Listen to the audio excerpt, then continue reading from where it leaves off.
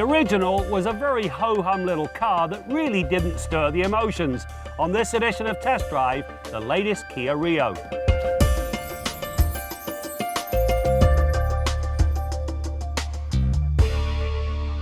The 2018 Kia Rio enters its fourth generation with a sharp new look and expanded dimensions. It's longer, wider, and now rides on a 10mm longer wheelbase, which brings more interior space for all. This and the use of 30% more ultra-high-strength steel in the body delivers a platform that's a step up from what's normally expected of an entry-level ride. You know, the cabin of this Rio really does speak to just how far the content has come in the last decade. In this car, a great infotainment system that's very easy to use, but across the board, all of them get a heated steering wheel and heated seats. The only thing I wasn't too keen about, lots of hard plastics everywhere. Now, whilst that's normal for the entry-level segment, I think Kia missed an opportunity to put a splash of soft touch material here and there. The Rio arrives with a 1.6-litre four-cylinder that pushes 130 horsepower and 119 pound-feet of torque through the front wheels. It's a sorted little mill that's quiet in operation. Only when pushed above 4,000 RPM does it make its presence known, and even then it's suitably muted.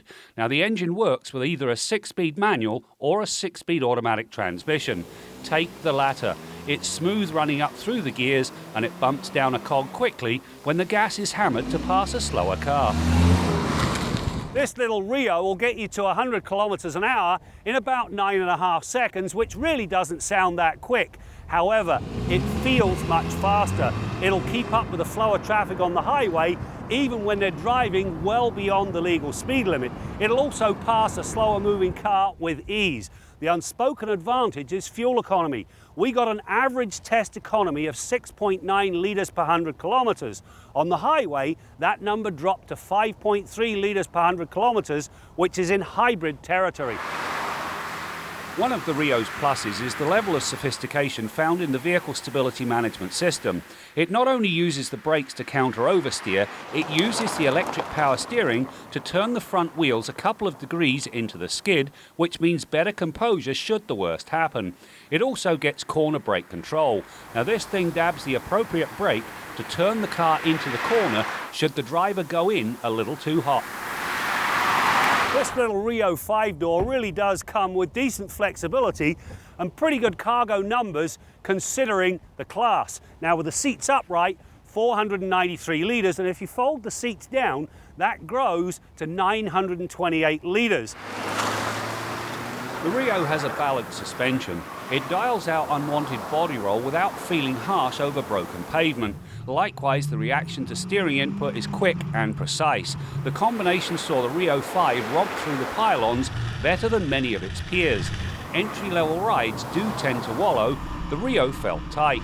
The biggest difference between the base car and the EX tested here are the rear brakes. The drums on the base car go away in favour of rear disc brakes, which is a move for the better. You know, this latest Rio really does offer quite a lot of value for your money. It's got spirited performance, decent handling, and a very nicely appointed cabin, and all for around $22,000. Now, what goes unsaid is that Kia's done very well in J.D. Power's initial quality survey. They've won it for the last 2 years. If you add that lot together, I think it's safe to say this is the new benchmark in the segment.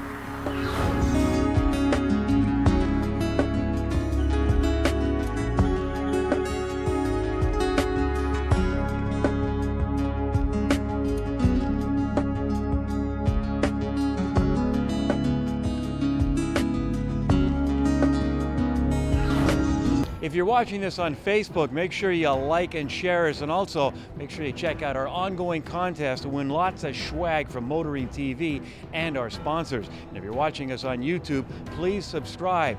30 years of Motoring TV, a virtual automotive video goldmine at your fingertips.